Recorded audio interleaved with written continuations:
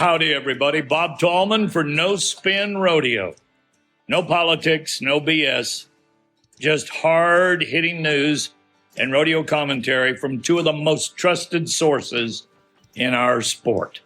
Kendra Santos, Tommy Joe Lucia. Listen up. Here we go.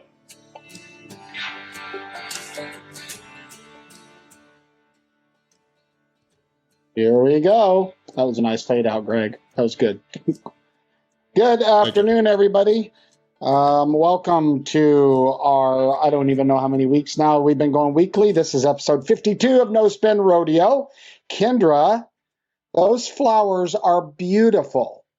I can see them in the corner of your string. All of you that are joining us on YouTube, you got to get on YouTube if you're podcasting every now and then, because you are missing a really cool video square, Hollywood square of Kendra. What are the flowers? Those are beautiful. Okay, aren't those beautiful? Got those for me yesterday. Very sweet. He just planted roses here in his yard too. And I would love to say that I can't believe I did this, but I was pretty sleep deprived last week when you said, where are you? And I said, I'm in the steer roping capital of the world in Shakota. And it's the steer wrestling. I got steer wrestling saddles from Houston and world titles and whatever. Shakota, Oklahoma, steer wrestling. Home of the Combs, the Duvals, Oat. Anyway. Pretty cool. Now, does that have a coupon for 50% off a shark anywhere around it? Those flowers? Just wondering. They're so pretty, but he just planted some that are going to be this yellow and orange, yellow and coral or whatever. They're beautiful. They're very pretty. Very nice of him. Well, hello, everybody. Thanks for joining us. I look pretty weathered because it was a long day in the office. So we'll do a little coffee time. Kendra just told us where she's at. But I am interested, Kendra. You said that you attended an event that I really wanted to attend because I saw it promoted and it was down the road. Could you share with us where you spend your entertainment dollar? Okay, well, we were in Stephenville, and we were going to have kind of like a little guys' night out +1 with my son Taylor and his baby boy Bo and Oat, and then me. And so Taylor's wife Jordan went to pick up her mom and grandma. So we were going to go do something fun. Well, down the road in Glen Rose, there was a Mexican midget rodeo. And so I thought, Taylor's like, you want to go to this? And by golly, I feel like I thought I'd seen it all in rodeo, but it was wild. Well, so Kendra shared with us, and if you're watching on YouTube, we're going to go to full screen and watch this. This is a midget, a small person matador. Is that a woman? It's a woman matador too, right? It's a woman. It's a woman. Yes. Oh my goodness. Now, uh-oh. Oh, the fence. Ah, ow. Oh. And here we have they call it bull riding. Do you see the cross-dressing clown? and this is bull riding, but you see they ride backwards. There was a cross-dressing clown. I'm not sure what that was about, but it was, and they had bareback riding, which was they ride a pony, and the bull riding they ride backwards. But look, the I don't know if they're heifers or steers or what, but they said they come from out in California where those badass bullfighting little Mexican fighting bulls are from. Oh, here comes the bareback riding. You gotta see this. If you people aren't watching it on YouTube, you're missing something. I mean, but you know what? I was really proud. Like $35 a head, and they packed them in there. They did. And I thought, you know what?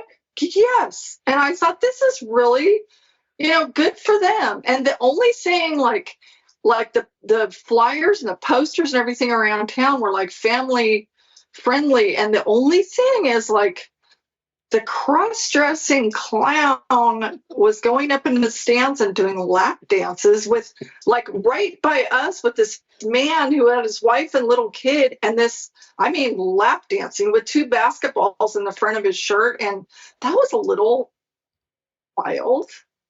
But I love small people. I hired a gentleman by the name of Matt Tumlin one time to go on tour with me in World's Toughest or Toughest Cowboy or one of those. And he was a small person, and I had a meeting with him, and I said, okay, Matt, I want to be politically correct. Do I call you a dwarf or a midget? He said, you don't call me a midget. I said, okay, well, just tell me. And he said, we're small people. And he went on tour, and his primary job was to keep me in a good mood. And he did a great job. I'll tell a quick story about Matt. My truck drivers, the very first stop, I get a call from Matt, and they went into the truck stop to get fuel. They let Matt go in. When they came out, they tied a rope to the rearview mirror and made Matt crawl up the rope to get into the semi, and then they drove off.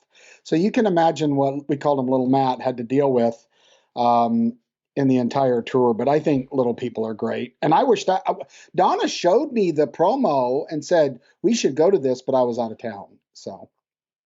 Cool. Well, and I talked to Tuff Heedem on the phone this morning, and I told him that we went, and he was so mad. He's like, Riker and I were on the brink of going. If we would have known, we would have met you there, because it's like, well, rodeo is our thing. And also talking about, small people, or I'm not even sure their preference or whatever, but Charlie Too Tall West has been a staple as a rodeo clown in California forever. I remember him all the way back from high school rodeo, and his wife, Mitch, my dad was her vet when we were little kids. We played on softball team together. Like, they're awesome people. They're really nice people. And Charlie, I know he just had back surgery, but people will recognize him if they're not from California, seeing him out in the arena all the time.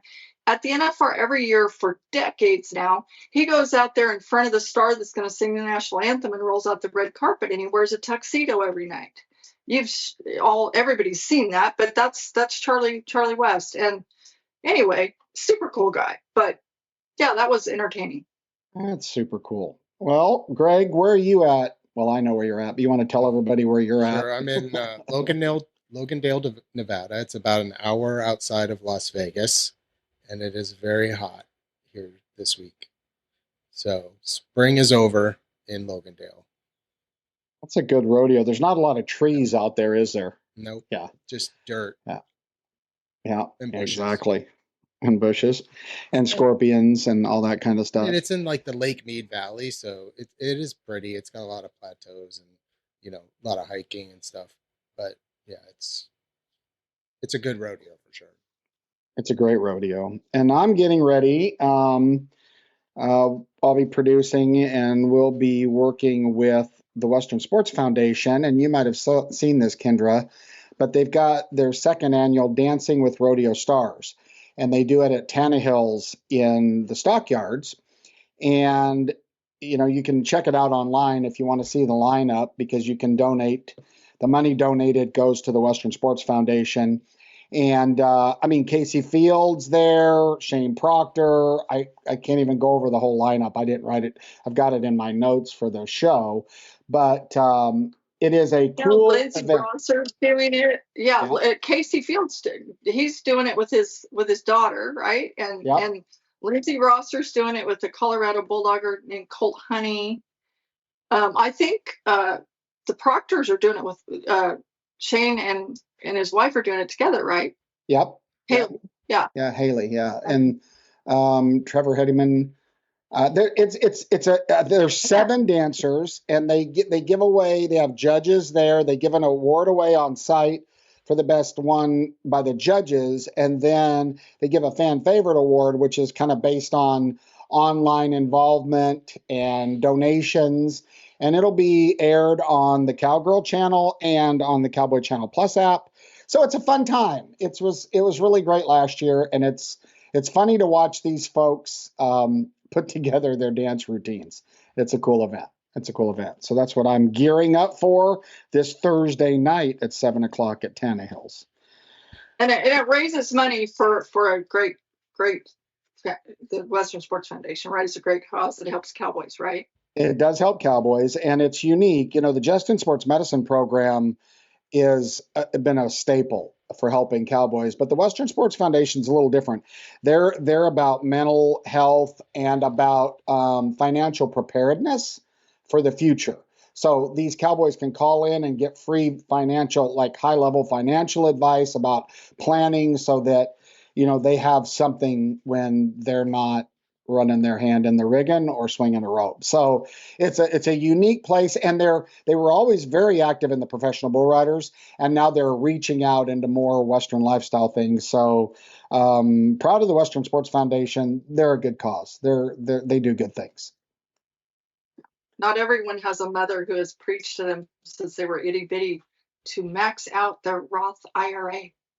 Yeah, you got to have the money to put in it, but you're absolutely right.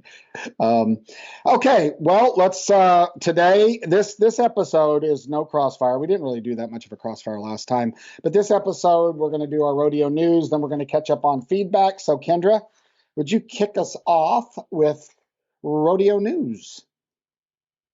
Sure, and I wanted to say one other tiny little brain freeze besides calling Shakota the steer roping capital last time, steer wrestling capital is correct, is when I was talking about Marcus Terrio. It's really odd that I said he was the 2020 timed event champion of the world, because my own son Taylor was the 2020. And it's because Taylor had just had 70 cc's of fluid taken out of his knee, and I just hung up and talking to him and was sort of distracted by that. But Marcus was the 2021 timed event champion. Anyway, in follow-up to that horse Chevy is still with us, and there's not a whole lot of change, but they're still doing everything they could think to do to try and give him every chance. So cool. Yes, okay. So the big sad news is that we lost another member of our rodeo family in this last week, and Dylan Grant, a 24-year-old bull rider. He graduated. He's at University of Wyoming graduate in 2023. But he was at the Wharton County Youth Fair Extreme Bulls event in Wharton, Texas on April 3rd, and he got stepped on. And the producers he reached out to me first, but they had a crowd there of people. So it's one of those things where a lot of people, witnessed this happen, and stepped on in the neck area, and they worked on him in the ambulance, and then he was life flighted to Memorial Hermann Texas Medical Center in Houston, and he didn't make it. And I have had some people, when it's more appropriate timing, when his family can catch their breath. His dad Wade, his mom's Tiffany, and his brother's Derek. But his dad was a bull rider too, and I've been back and forth with him some, but he, having ridden bulls and having a lot of bull rider friends, somehow, there are sometimes we lose somebody and their family has nothing to do with rodeo, and I almost feel like it's harder. Like, I don't know.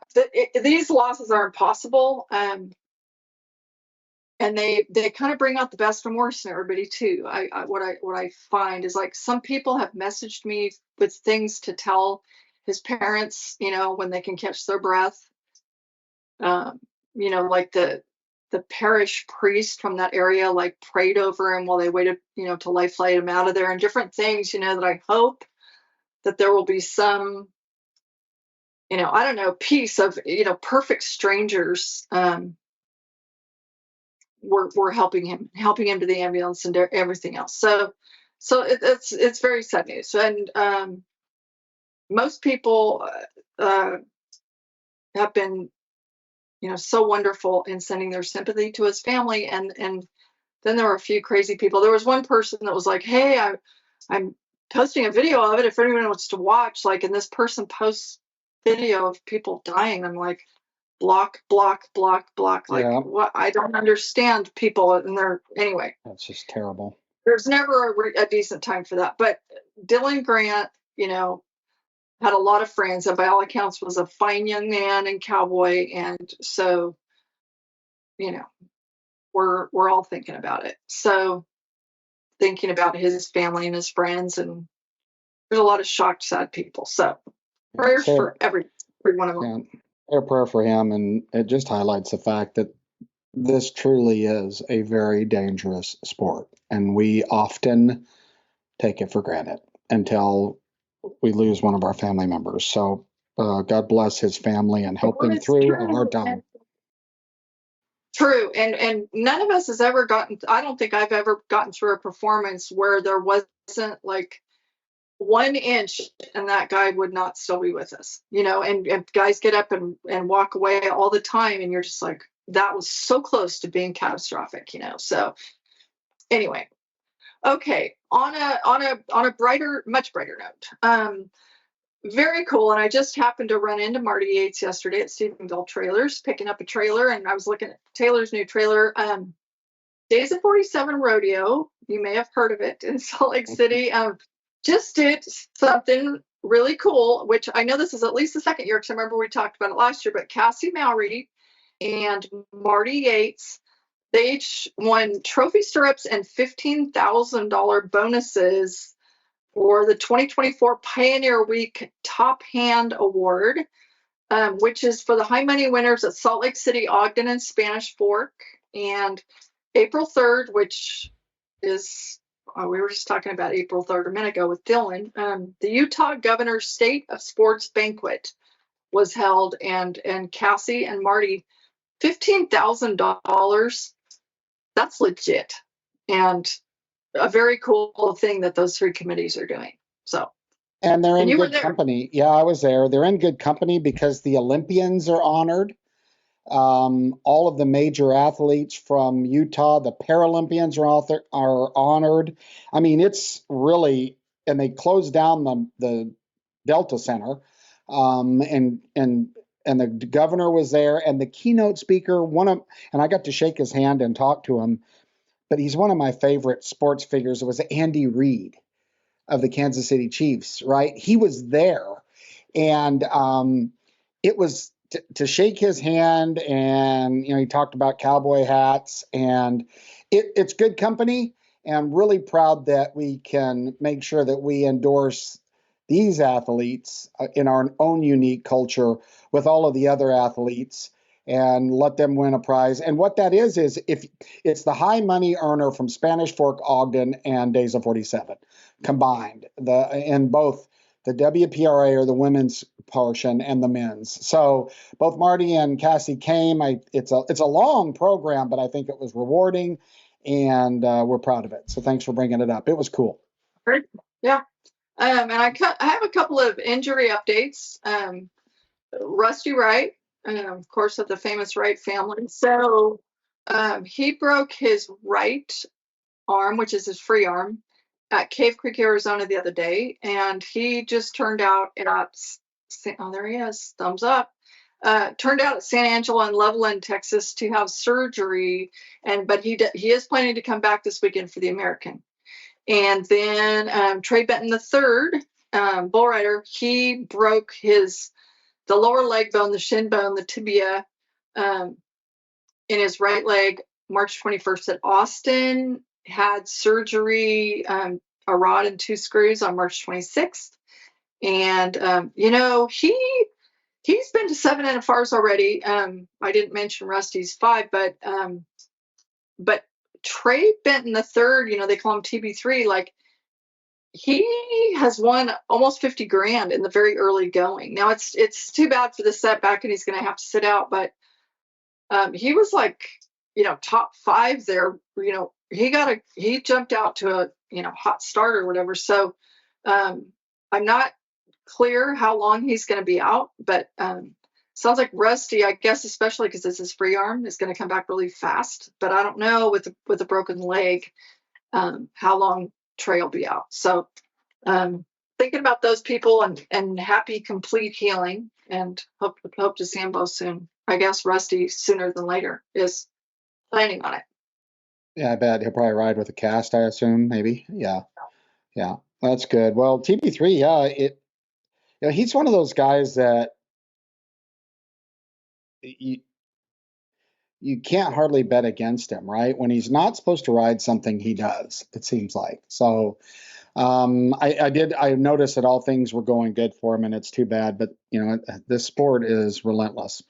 And let's hope he gets back. And it does look, he has a beautiful family. I mean, that's a big family for a guy that's riding bulls and gets home every now and then. He's staying busy, so that's good. He does have a beautiful family, and you know what? That beautiful wife of his, her name is Reba. And fun fact, I used to see her roping all the time. She's a roping fiend. She was at all the team ropings for years, and that's Cody Old's half sister. Oh, so that's cool. Yeah, that's cool. And she married a bull rider, and so anyway, super cool. The rodeo family, the ties are everywhere, right? We're connected. So that's super cool. Yeah, super cool. Well, the only I saw a couple things. Did you see there was a deal out that the FBI just convicted a former VP of the Houston Rodeo for wire fraud in the name of $2.8 million. So that caught my eye, and I thought, holy moly. And I'm not going to get into it in the names or anything, but it did say that Houston, they cut their ties with this guy, and the rodeo did in 2019. But what I thought was interesting is it said, quote, that a lot of the victims were a part of the rodeo, were the people he met via the rodeo. And that's big wire fraud. That's a lot of money he got out of people. And I'm just betting, I think he's going to jail. He's going to jail for a pretty good time. And he pleaded guilty. But I thought it was interesting. And I thought to myself, I bet he didn't get a check from Tallman or Binion or Leon Coffey or Boyd or any of those guys. I bet they didn't invest in the granite business or whatever this guy was doing. So I just thought that was weird to see that, in our circles. And the only other thing that I thought, we mentioned that Kent Sturman was leaving the Hall of Fame, and they announced that Teresa Cobb, and some of you may know Teresa, she was the circuit director and heavily involved with the convention and in administration with the PRCA. I understand she starts Saturday, and she'll be the new director of the Hall of Fame. So congratulations, Teresa. We worked with her on very intimately she was instrumental in us getting the spot for the wives in the back number ceremony, because she worked with us with the back number ceremony and the awards banquet. So I'm not sure who will replace her. I did get sent a link that said that, you can apply for that job. So it looks, maybe they're not promoting within, or maybe they are, but it looks like there's applications open for that job. So if you want to go to the Springs and figure out the circuits, there's a link on the PRCA site to apply. All right. Well, now what we do in this, remember, we're trying to keep these quick. Now what we do is we go through feedback. Now, we are going to put up on the screen what you send us. So understand that if you are watching this live on YouTube or on Facebook and you see some typos and stuff, we're putting up the original stuff without any tiebacks to who it is. And so when Greg has a hard time reading it, that's why. And in a lot of these, we're going to do our best to try to figure out what the hell you're talking about and answer you.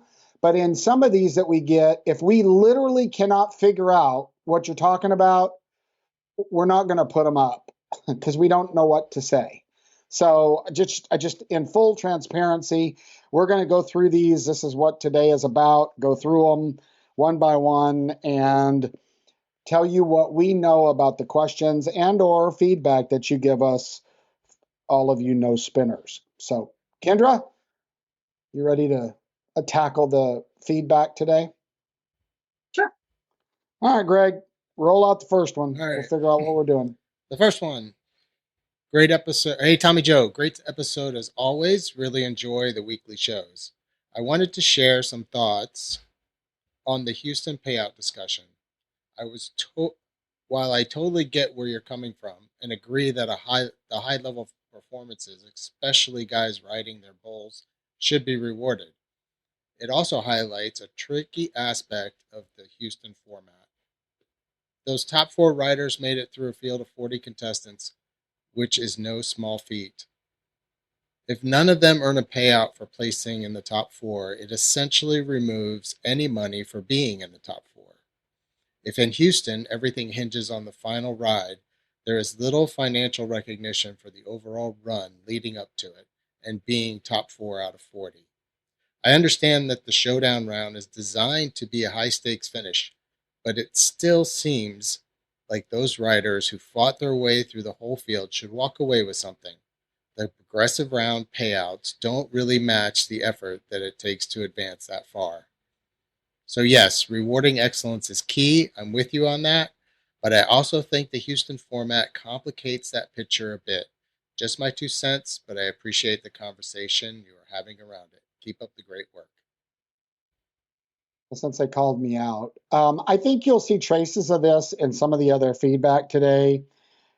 There's always been a discussion on rodeo and sports and culture, and Kendra and I often have interaction with each other on these progressive rounds and versus aggregates. And I don't disagree with what you're saying. And I think it takes a lot to become the top 4. I just wonder, and I haven't studied the Houston format. I understand what they're doing. I just wonder if there isn't an option to push that money back down to qualified rides earlier on in the game and spread that money out with qualified rides. It's just a thing. It's just weird to me to get paid if you don't qualify. I understand what you're saying and I get it. But $20,000 in a money race to the Buckles is a lot of money, right? In this situation. And I think I could argue, Kendra, both ways. I mean, I completely understand what Houston's doing.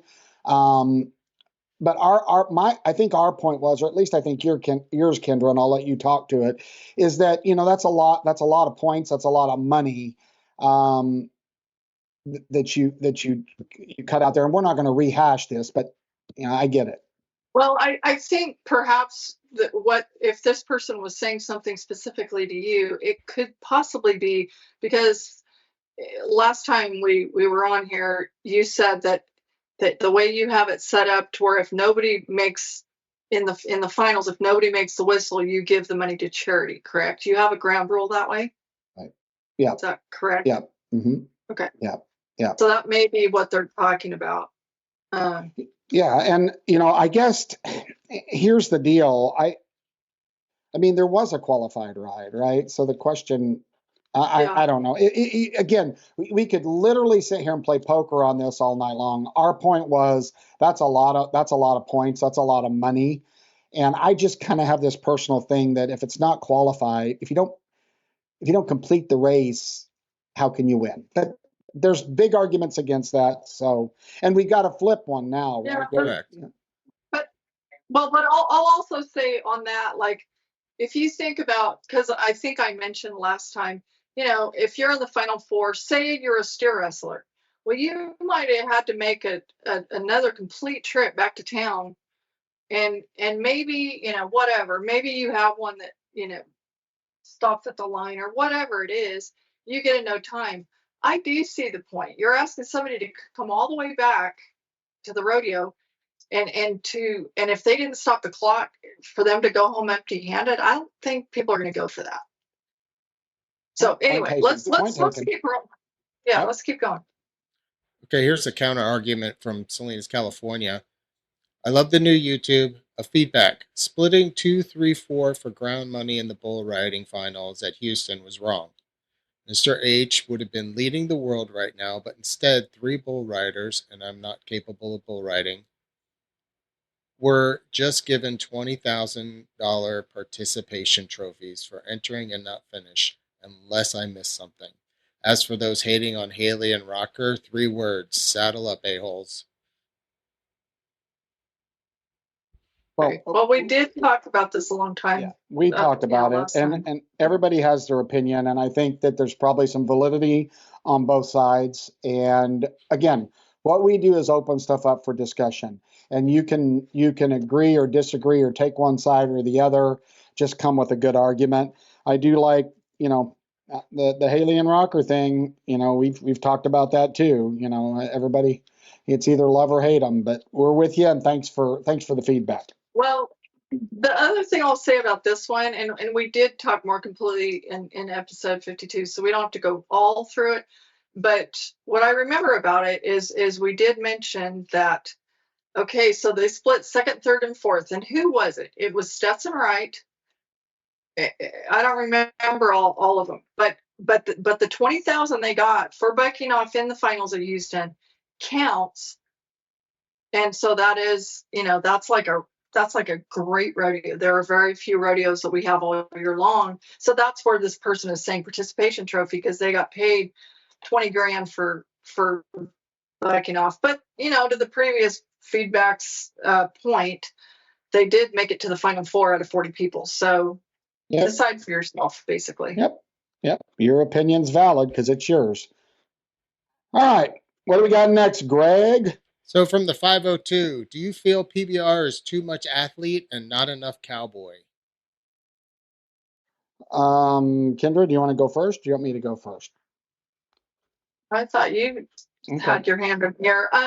Yeah, I mean, go ahead. Well, I can understand where someone might say that in the way that the PBR presents, but remember, the PBR had a campaign earlier where they really embraced the cowboy culture, and it was called Be Cowboy. Some of you may have remembered some of the commercials and stuff on it, and it was, but I think while I'm one that advocates that our rodeo participants are athletes only because I wished that there was the payback for other athletic competitions. What makes us unique is our culture. It's the gritty toughness. It's the yes ma'ams, the no ma'ams, the going up and down the roads in the vans. It's all of that stuff what makes us. And I think what a lot of the older school, probably Gen X, people like me, we just don't want to lose that culture reality. But I don't think we do by doing hero pieces, right? By doing hero pieces and telling the stories of these athletes, and it's fair to call all of them athletes, both sides of the arena. The animals are athletes. It's really animal athletes against human athletes in some of the competitions. So I would say I don't think they've went too far athlete. I think the PBR still embraces cowboy. That's my personal opinion. And they're taking cowboy hats to Madison Square Garden. I mean, so what's your take on that, Kendra? Well, and also saying that sometimes it's athlete against athlete. It's also like a synchronized dance sometimes. Whether you're talking about a calf horse or a bulldogging horse or a team ripping horse, or by the way, a bucking horse, it's like half the score depends, so it's not even necessarily going against each other, but working together. And so, the athletes and the 4-legged and the 2-legged. And so, the fact is, we've said it before, but it's just a fact. Fewer back historically, most rodeo cowboys were ranch raised, and that's not the case anymore. But also, with the PBR, so many of those guys, being from Brazil, we've also mentioned some of those guys came from, poverty in Brazil, where they had a dirt floor in their house. And it is so cool that as talented as they are, they can come here and make a life. And if they decide to go back home, buy themselves a beautiful ranch they never dreamed they'd have, from the poverty that they grew up in or whatever. I mean, there are so many there are so many great stories, and also let's remember that the PBR demographic of the spectators is very different. More of the concert crowd. At least when I worked for the PBR those first 16 years, it was the demographics were different than rodeo, and I'm assuming they probably still are. Yeah, and I will say to this, and I don't think it's the PBR's intent, but these young guys now are, like you said, Kendra, which is a good point. I want to reinforce it. They're being trained to be bull riders at a young age. Some of them with no agricultural or ranch background. They're just physically fit and want to try it. And that's not bad. I mean, the PBR has their own, I noticed it in the National Western, they have their own, I forgot the name of it, but basically it's a recruitment, right? Because they need bull riders. And, I remember, I think I've told this story, but I remember Adriano at 6 o'clock in the morning, Adriano Marias being there doing sit-ups, because he kind of took that more athletic approach. And then there were guys that could ride just as good as him, sorry, bad English, that stayed out all night long and partied and showed up and nod their head. So, Troy Dunn was chain smoking, and Adriano and Paulo Krimper were out there doing 1,000 sit-ups and lapping that pool 200 times. Seriously, they were. I was out at those pools visiting with them sometimes, and they were wild men with their fitness. And now in teams, that really kind of pushes it to the athlete side, I feel. Yeah, it sure makes it feel, but I do think that the PBR wants to align itself in sports.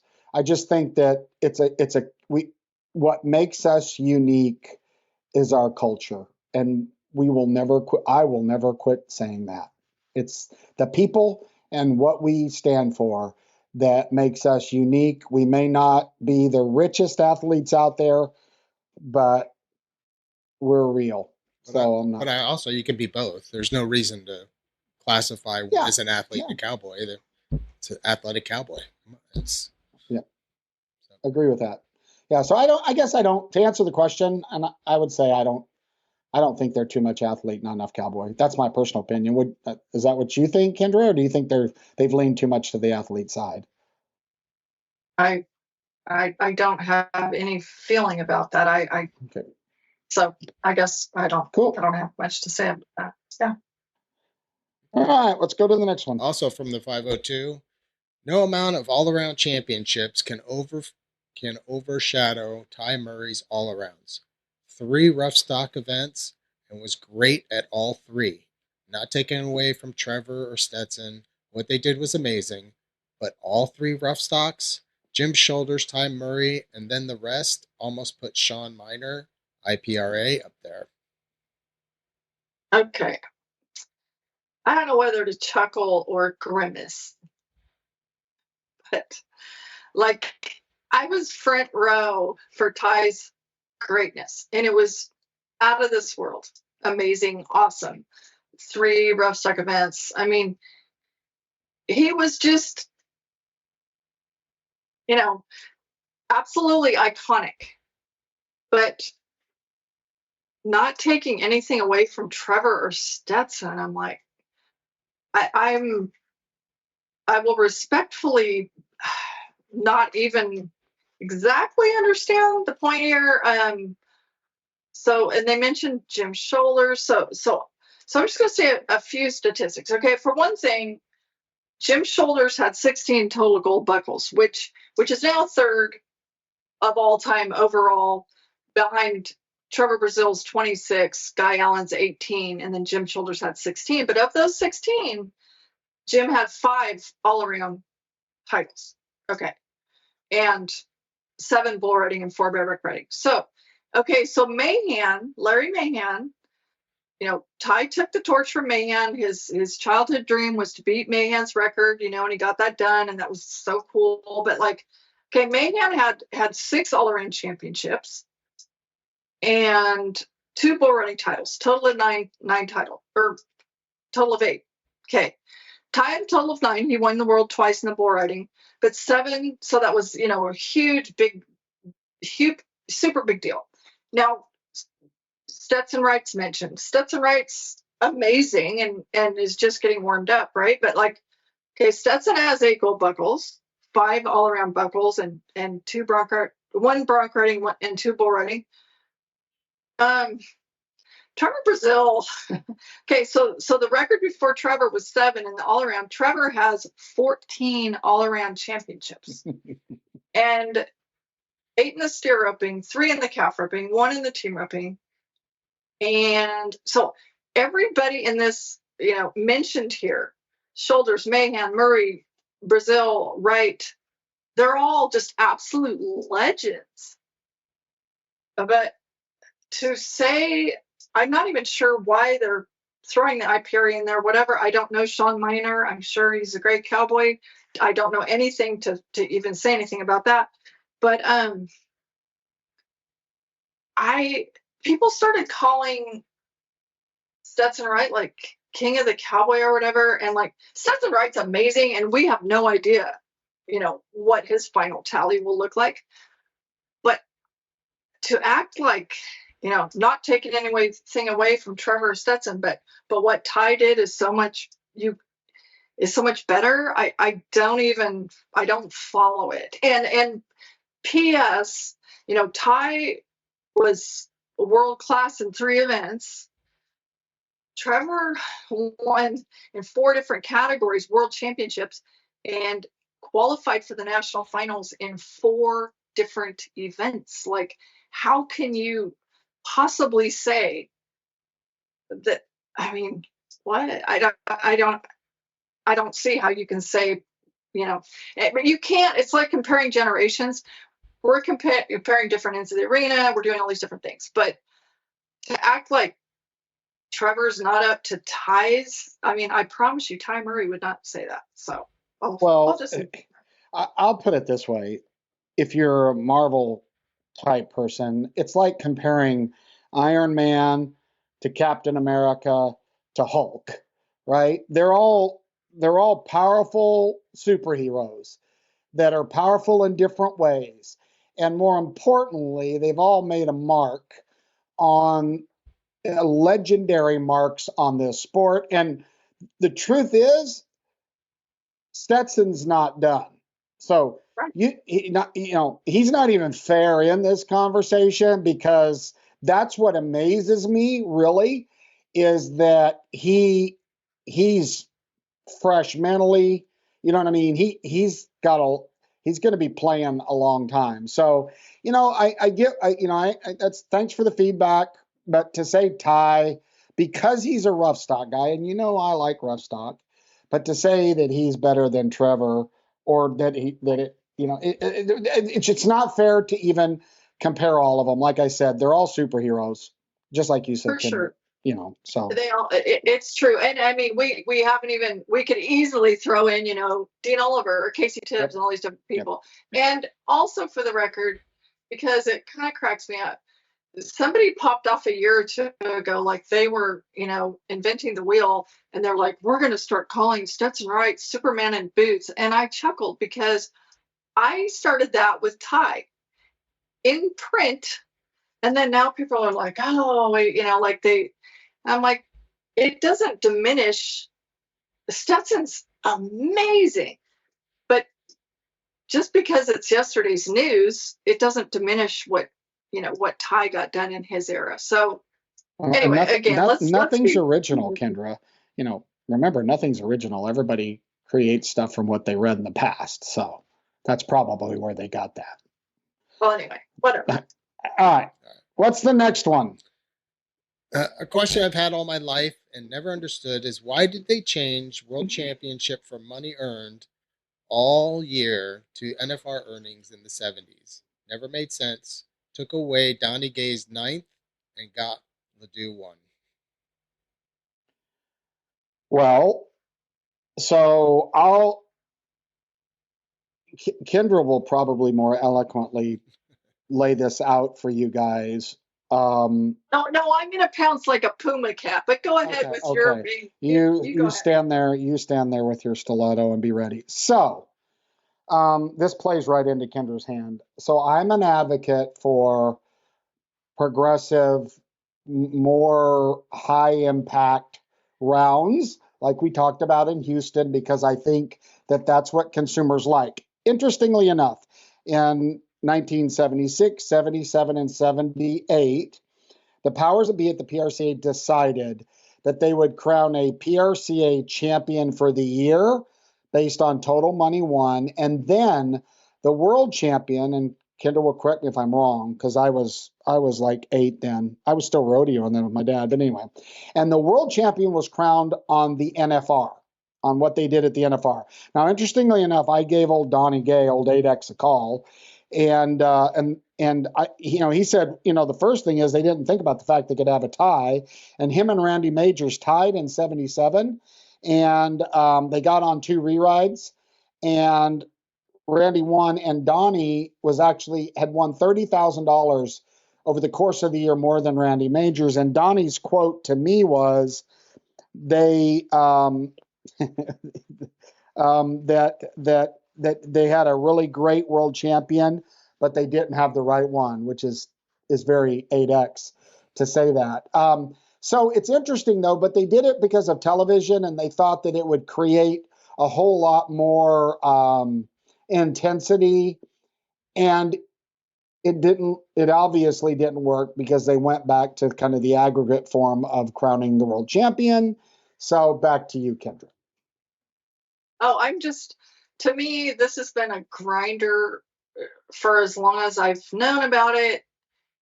It was the great failed experiment. And someday, if I ever have enough of a break in the action, it probably doesn't matter now, because, but I would almost love to go back. Now, we say powers that be, but wait a minute, it had to be a board of directors that made this decision. And here's my strong hunch.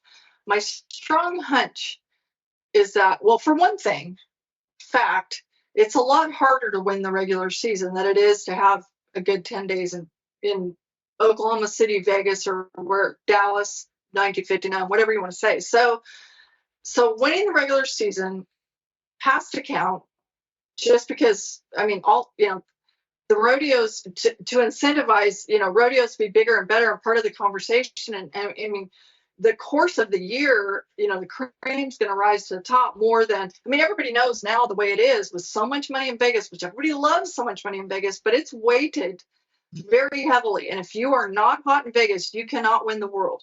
So that deal, my strong guess all these years is that guys who could not beat the likes of Donnie Gay and Leo Camarillo day in, day out wanted this. And I will be shocked if I ever, am able to uncover, who voted for this. The best guys in the world did not vote for this. And you know what it reminds me of? And this is probably going to get me some darts thrown at me, and I don't really care. A few years ago, when there were times when Sage Kimsey was kind of daylighting the field, that's when it was voted that, like, say, for example, we've seen a guy win 80 grand in one night at the NFR. I promise you, and I'm positive because I've asked him, of course, Sage Kimsey did not vote for that. You want it for you. The only people that are going to vote for you to win 80,000 that counts and leapfrog somebody that rodeoed their ass off all year is going to be somebody who doesn't think he can beat Sage Kimsey day in and day out. So sorry if the hair is standing up on the back of my neck, but yeah, but the cream rises to the top. There's a reason that the NFR's. So I agree with you, Kendra. And what I've seen in this is that the people that are winning the season are the best. So I give you that. However, the NFR sold out because it's the best livestock and the best people competing head to head every night. And you don't get that at 600 rodeos a year. You get situations where cowboys enter. They've got two good calves in the pen to rope in. There may be great guys up that night or not, and it's an endurance contest. But you have to give credit to the fact that the reason that the NFR sold out, right, is because it's the 15 best guys battling it out for 10 nights in a row in a high form, high fashion, And I do think that the season should count, but that's the reason the NFR is the NFR, right? And so I'm not saying that that's that they should crown the world champion on the NFR. I'm not saying that, but well, it's almost like that now, because now we've seen guys come from 15th, and P.S. Don't misinterpret. Nobody loves the NFR more than me. Like, I'm 38 years into being like front and center, like, don't miss a moment, like, love every minute of it. It's the greatest thing in the world. But making it sudden death, I'm also a dyed in the wool, may the best man win person. And now the way it is, and all the Cowboys love the money in Vegas. But they're like, the fact of the matter is, you need to get a little bit hot out there to win it. You just do, and that's okay. But to toss out, if they made it 100% on 10 days, I think you'd have a picket line. Well, it didn't work in 76, 77, and 78, and I don't think it's coming back. I think that the hybrid is neat, and I think the fact, we all want a comeback story, the fact that you've got to make it count in the 10 days should not be discounted either, right? Endurance is great, but when you got to play and you got to have the championship mentality, and you can talk to Trevor and all of them, when it matters most is when you have to slow the heart rate down, tune the noise out, and just go beat them. And we all love that. That's what we love about sports. Okay, next one. Do y'all feel a lot of armchair cowboys complaining about Rocker and other complaints is due to the false narrative of all the rodeo athletes are aw shucks cowboys? If they only knew what most cowboys act like and behind the scenes, as rodeos grow and more behind the scene happens, the more people with blinders on will be shocked. There are people, good ones and bad ones. Well, if I'm understanding this or whatever, if they're saying, of course, people are people, and in every crowd, there's going to be some absolutely amazing people. There's going to be some maybe not salt of the earth people. I think as a rule, generally speaking, I really love our group of people, just like you were saying, Tommy Joe. I love the culture of cowboys and the cowboy code and all that. But I will say, in this day and age, if you're crummy, there's a really good chance that somebody's going to catch you on tape. And there's there are a couple things that have come out on tape and I'm not even going to mention what they are because I don't want people to go look for them, but things that were not becoming of cowboy people. And somebody, in this remote-ish area, somebody was there with their phone videoing something that was very unbecoming to cowboy people. And do you ever watch something on like the news and it's like when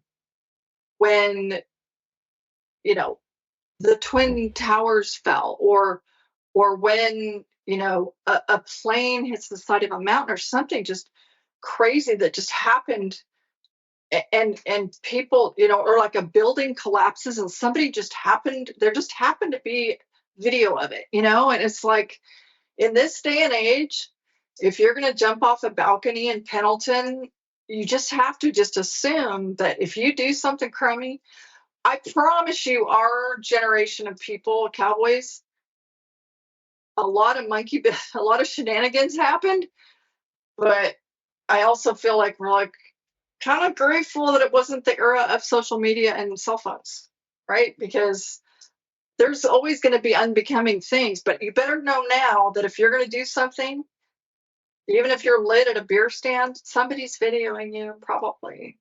Yeah, or they're going to misinterpret what you're doing. What I don't like about this is I don't think it's fair, no spinner, to say what most cowboys act like behind the scenes.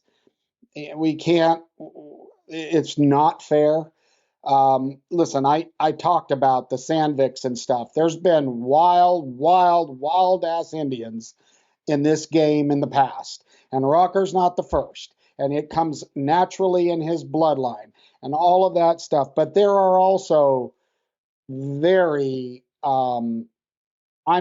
straight 90-degree, straight up good humans that you can't, you couldn't force them to do anything wrong. But by the way, that's the way it is in life.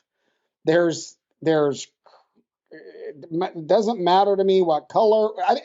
None of that matters to me, but there are better people and worse people and terrible people and great people. And it's the same thing in rodeo because we're all human, and get over it, look in the mirror. And so I'm kind of tired of talking about the Rocker deal. Look, he's good for the sport. Again, we've said this 1,000 times. I'm over it. Yeah, he's a wild hair. And you're right, Kendra. In my day, back in the day, if there were phones that recorded, right? I mean, yeah, all athletes. I mean, you looking at the videos that happen in an elevator that get on, and next thing you know, that NFL player is out. I mean, it's real, and that's really, I think, probably pretty good as long as it doesn't get spun wrong. So. Well, yeah, but I'm saying, like, just now I had a in my mind's eye, I'm like, I can think of these guys like at Reno, and Tony Amaral has his truck, and there's a cooler on the back of his tailgate at Reno, and it says steer wrestlers only, and some of the guys go there and drink beer or whatever. But like I have in my mind, like, they get on the beer or whatever, and here's a line of top 15 guys stepping over here. This is several years ago. This is not the current guys. This is one generation ago, but they step 3 feet away and they're all lined up just taking a leak. And I'm like, if they did that today, it would be on YouTube tomorrow before sunup. And I'm just saying, be careful because everybody's watching. So could be the new TikTok trend. All right, what do we got? I'm over that one. All right. How long till calf roping, tie down, is replaced with breakaway, especially at bigger televised rodeos to appease sponsor and animal activists? Fast pretty girls versus baby calf being jerked around? I can feel it through the screen, Kendra.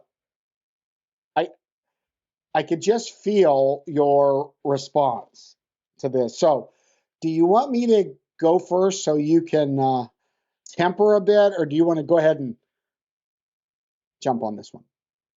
Well, for one thing, we don't have to choose, so let's not suggest we do. But I remember when a few short years ago, when breakaway hit center stage for the first time, and I remember having this wonderful conversation with my friend Larry D. Guy, who's a legendary cowgirl, and her little brother Tommy Guy is an NFR tie-down roper, and we had this grand conversation about this very topic, like, the breakaway ropers don't want to in any way do anything but be a complimentary event, an additional bonus. They're not looking, I probably won't say too much here because the question kind of pisses me off. So, well, the answer to your question is never. Tie down roping is a part of the sanctioned events, and it's never going to go away. Now, I will say and encourage those in the rodeo community to always take a look at every discipline and see if there are things that can be adjusted within those disciplines that helps with the perception of what's going on. And that's just encouraging, keeping an open mind and figuring out if there's things that we can do in each discipline and in the sport as a whole that alleviates any, fake news or false impressions or perceptions of what's going on that we have to battle day in and day out. we should be talking about those, and we should contemplate making adjustments in any discipline that makes sense. So the answer to your question is no. Now, I think breakaway roping's great. We've already beat this around. It's a great event, and I think if they're going to play, they should play equally. If they're going to accept them in the sport, they should accept them equally across the boards. Now, I'll probably get some darts on that, but here's the deal: if they're going to play, I agree, and let's do that for team ropers too, for the love of God. But yeah, the breakaway and the calf roping, fantastic. And also, I've said forever, we do as a sport in every event, we do need to police ourselves and make sure that everything we're doing is smart, especially as we go into the, as we get further away from an agricultural society. We need to police ourselves and do what's best for the sport, and not always some of the little things. This is where sometimes compromise comes into play if it's for the greater good. So I think we should move. I love that. That was brilliantly stated. We are sipping from the same tea glass, sister. All right, what we got? And Walt was not tied on. I'll take this one. So everybody's going, what the hell are you talking about? So last episode 52, we talked about Walt Woodard, who's about to turn 70 in November, placing 5th at the Bob Feist Invitational Team Roping Classic at the Lazy E, amongst every big dog in the sport. And so what they're talking about is there's a PRCA rule that when you turn 50, you are allowed to tie on when you, as a healer.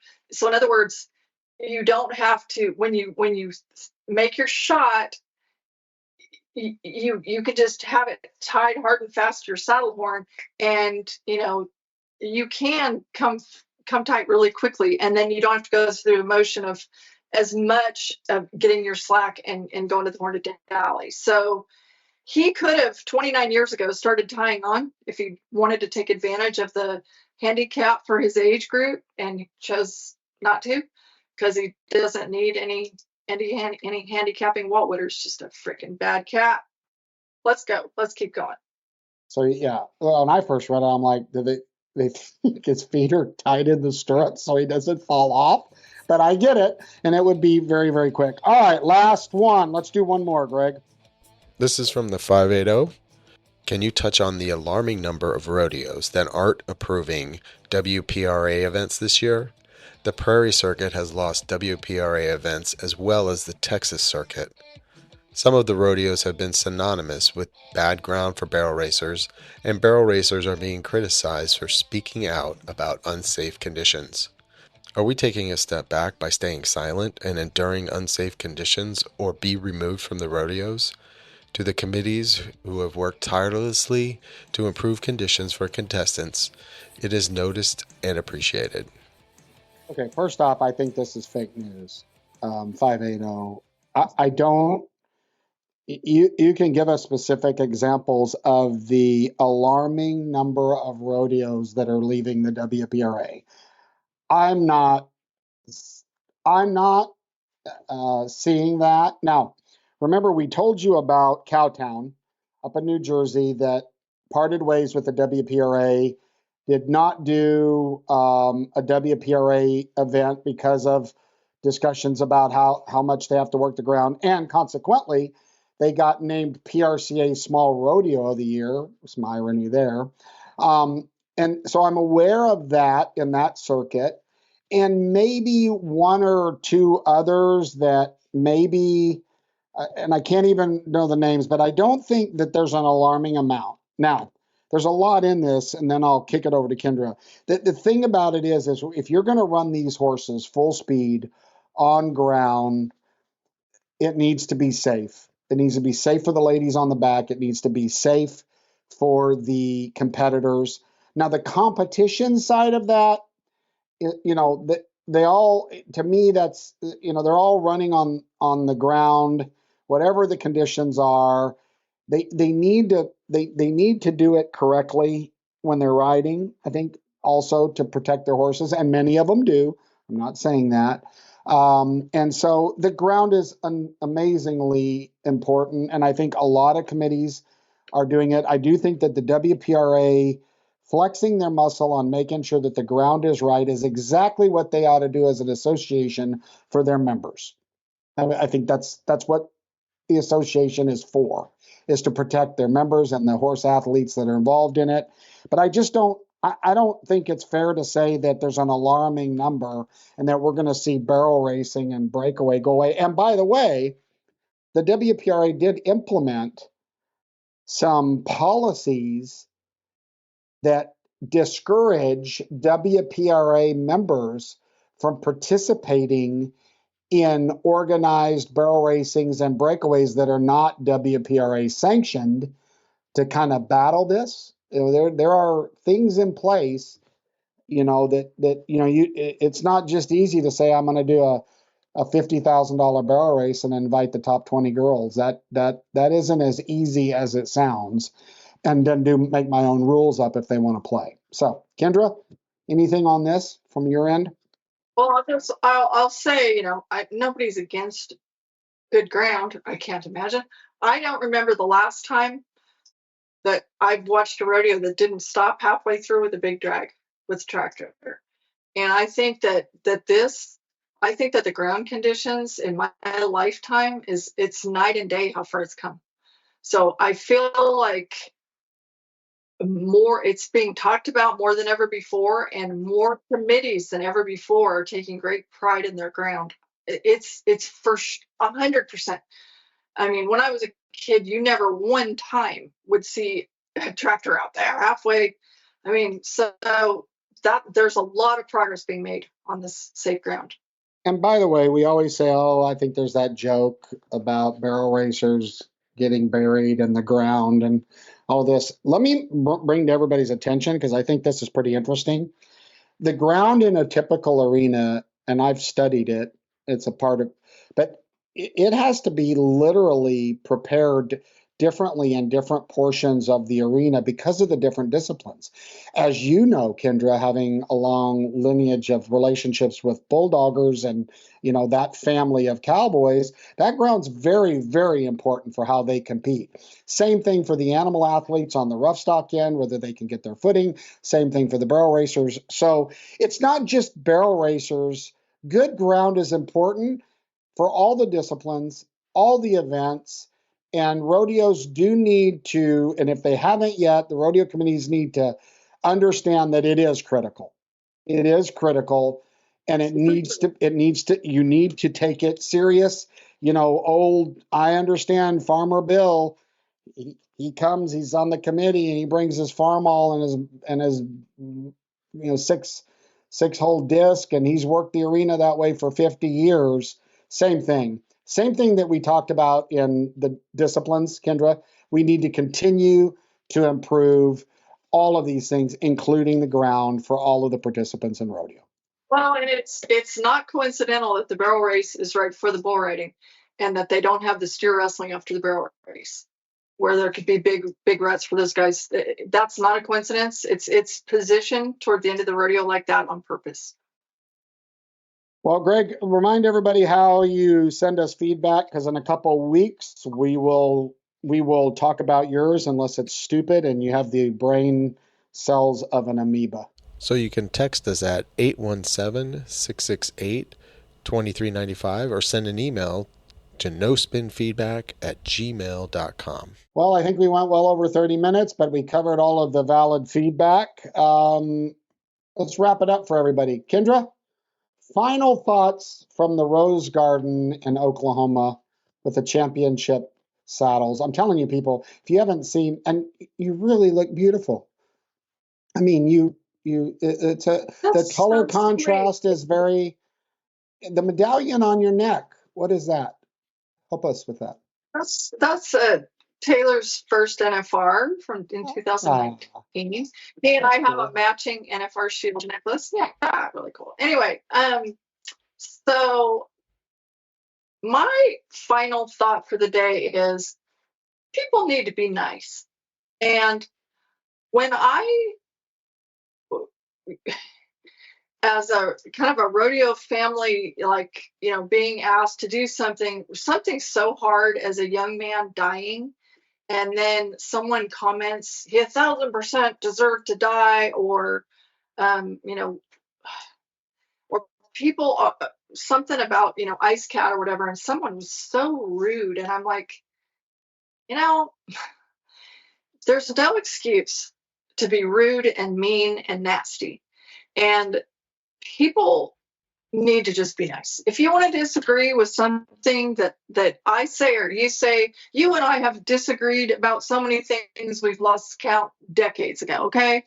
But we can respectfully have a conversation without being rude and nasty and mean and ugly. So I would just really appreciate it if people, just generally speaking, whether you're on the phone, whether you're on a text, whether you're on social media, on a, anywhere, at a rodeo, be nice.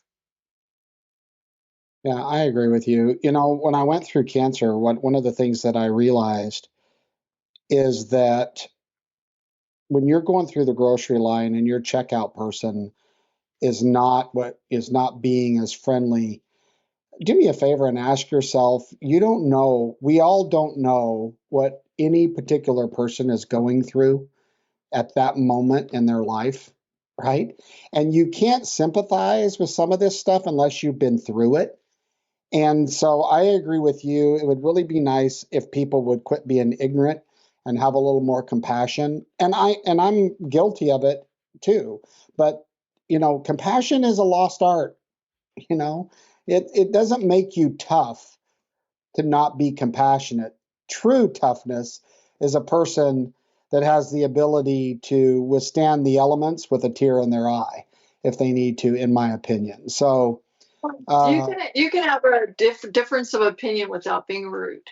You can indeed. I mean, we do it all the time, you and I. I mean, we're the examples of that.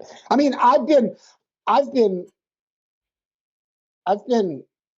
admittedly a little too rude to you, and so I want to take this moment to apologize until next time when I'm rude again.